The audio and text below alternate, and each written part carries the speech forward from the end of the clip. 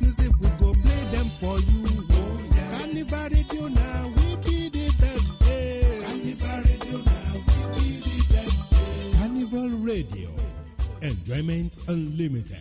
Number one hit music station.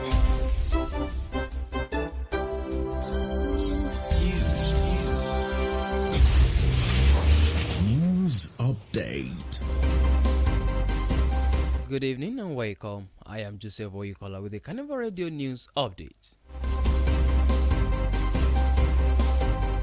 To begin the news this evening, the Judiciary Staff Union of Nigeria, Anambra State Chapter, today commenced an indefinite strike over the refusal by the state government to pay the consolidated judiciary salary structure.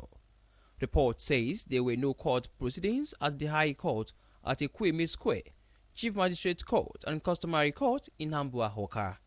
According to the report, there were no magistrates, judges or staff seen around the court premises except for security personnel on duty. Lawyers and litigants who came around were turned back as the entrance gates were locked. Speaking Johnson State Chairman Mr. Henry Ezioke said the indefinite strike was to protest non-adherence to an agreement reached between the group and the state government in 2021 and 2015.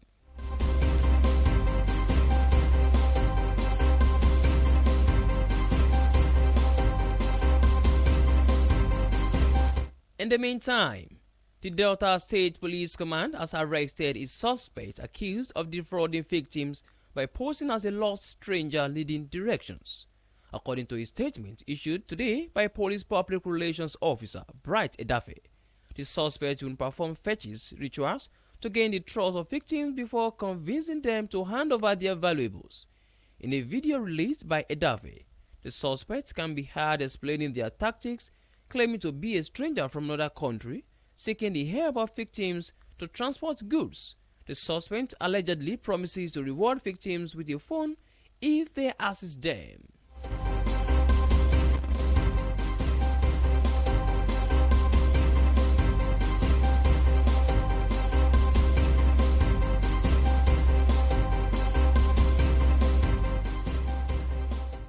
In another news, the Lagos State Police Command said it had begun a full-scale investigation into the alleged rape accusation against one of its officers by a 17-year-old girl.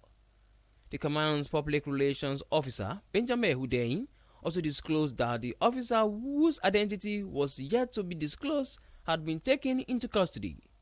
Report says the victim alleged that she was raped inside Ogudu police station in the Ojota area of the state. According to the report, the officer had promised to help the teenager retrieve her phone, which had been taken by one chance robbers on June 16, while she, her grandmother, and her siblings were returning from Ikeja.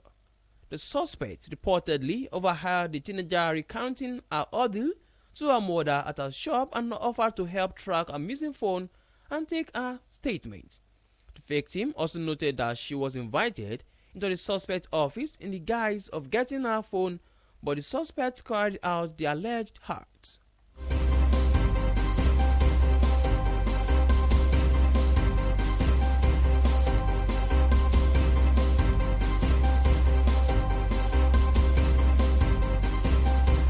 On the foreign scene, Kenya police have arrested a man who they have described as a serial killer suspected to have been behind the gruesome murder of 9 women whose mutilated bodies were found in a disused quarry used as a rubbish dump. Police says Jumaisi Kaliza, 33, confessed to have killed 42 women since 2022, including his own wife. The suspect was arrested at a bar early on Monday morning as he was watching the Euro final. There has been shock and outrage in Kenya since the falls of the dismembered bodies were found on Friday at Mukuru Quarry in the capital, Nairobi.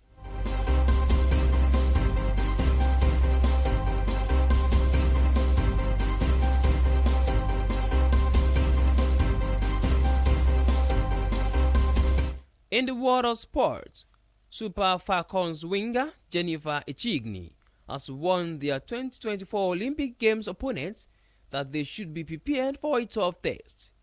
Round the one drum side are in tough group with world champions Spain, Brazil and former world champions Japan.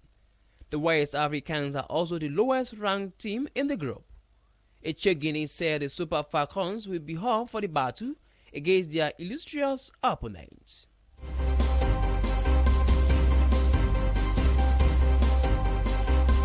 And that ends the news update on Carnival Radio. Thank you very much for listening. You can download the Carnival Media app from Play Store and app iOS. You can also check out our website at www.carnivalmedia.ng. My name remains Joseph Oyukola. Good evening.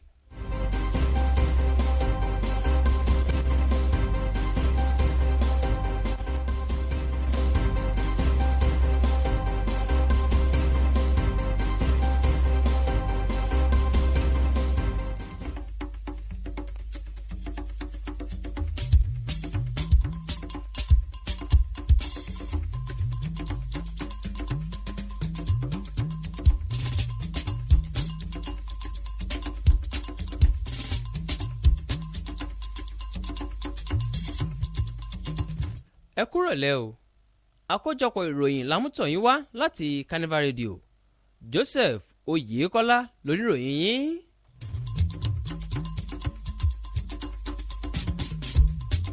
Nínú àkójọpọ̀ ìròyìn fún ti ìrọ̀lẹ́ òní, ẹgbẹ́ àwọn òṣìṣẹ́ ní ẹ̀ka ìdájọ́ ní orílẹ̀-èdè Nàìjíríà ti ìpínlẹ̀ Anambra lónìí ti bẹ̀rẹ̀ ìyanṣẹ́lódì tí kò ní gbèdéke látàrí kíkọ̀ tí ìjọba ìpínlẹ̀ náà kọ̀ láti san owó ọ̀yà tó tọ́ sí wọn gẹ́gẹ́ bí òṣìṣẹ́ ẹ̀ka ìdájọ́. Àwọn oníròyìn tó ṣàbẹ̀wò sí àwọn ilé-ẹjọ́ gíga tó wà ní Ekwueme, ilé-ẹjọ́ gíga magistrate àti àwọn ilé-ẹjọ́ gíga ìbílẹ̀ tó wà ní Amambia Ọ̀ká sí àfihàn rẹ̀ pé àwọn òṣìṣẹ́ náà kò wá síbi iṣẹ́. Wọn kò ṣàfikún pé àwọn kò rí adájọ́ kankan o tàbí òṣìṣẹ́ ilé-ẹjọ́ àyàfi àwọn ẹ̀ṣọ́ elétò ààbò tí àwọn rí ní àyíká àwọn ilé-ẹjọ́ wọ̀nyí. Nígbà tí ó wá ń sọ̀rọ̀, alága ẹgbẹ́ àwọn òṣìṣẹ́ tó jẹ́ ti ẹ̀ka ìdájọ́ ti ìpínlẹ̀ Ọ̀ṣun, ọ̀gbẹ́ni Henry Ezeoke, sọ pé ìdásẹ́sílẹ̀ tí kò ní gbèdéke yìí láti fi ẹ̀hónú hàn o pé inú àwọn kò dùn sí bí ìjọba ìbílẹ̀ náà kò ṣe síkà àdéhùn eléyìí tó ṣe pẹ̀lú àwọn láti ọdún 2011 àti ti ọdún 2015.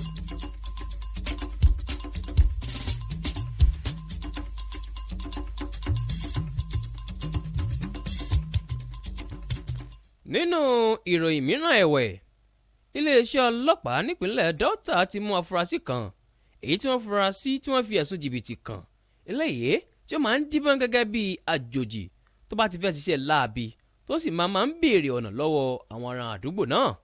Gẹ́gẹ́ bí àlàyé kan tí alukoro iléeṣẹ́ ọlọ́pàá ṣe Bright Edafẹ́ ní òní ọjọ́ Ajé, ó ní afurasí náà ni ó ń lo oògùn láti lè jẹ́ kí àwọn olùfaragbá ní ìgbẹ́kẹ̀lé nínú rẹ̀ o ṣáájú kí wọ́n tó yọ̀ǹda gbogbo dúkìá àti ohun ìní iyebíye wọn sílẹ̀ fún un.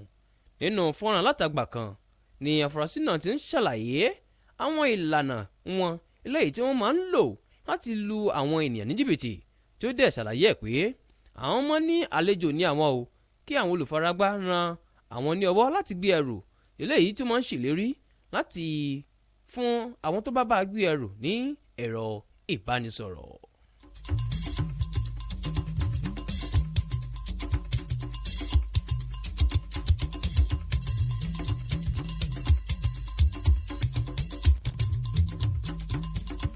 Ní báyìí, iléeṣẹ́ ọlọ́pàá ti ìpínlẹ̀ Èkó ti sọ pé àwọn ti mú ọ̀kan lára àwọn ò fún ẹ̀sùn ìfipábánilòpọ̀ pẹ̀lú ọmọbìnrin ọmọ ọdún 17. Kọmíṣánná ọlọ́pàá nípínlẹ̀ Èkó Adégòkè Fáyọ̀adé ló pàṣẹ pé kí wọ́n bẹ̀rẹ̀ ìwádìí lórí ẹ̀sùn tí wọ́n fi kan òṣìṣẹ́ abẹ́ àwọn wọ̀nyí. Nínú àtẹ̀jáde kan tí wọ́n fi síta ni kọmíṣánná ti ṣèlérí pé kò ní sí ojúsàájú nípa ìṣẹ̀lẹ̀ yìí o, bẹ́ẹ̀ làwọn kò ní figbá kan bọ̀kan nínú. Bẹ́ẹ̀ ló sọ pé ọlọ́pàá táwọn fi orúkọ bò láṣìírí yìí yóò fojú winá òfin àti ìlànà wọn tó bá jẹ̀bi ẹ̀sùn tí wọ́n fi kàn náà. Benjamin Wudeyin, alukoro fáwọn ọlọ́pàá Èkó, tó fi kún pé nínú àtẹ̀jáde náà pé yóò rí pé ìdájọ́ òdodo wáyé nígbẹ̀yìn. Ó ní lóòótọ́ làwọn rí i pé àwọn aráàlú nífẹ̀ẹ́ sí ẹ̀sùn ọ̀hún àti àbájáde ìwádìí wọn pẹ̀lú ìdánilójú pé bó bá ṣe ń lọ làwọn yóò máa fi síta.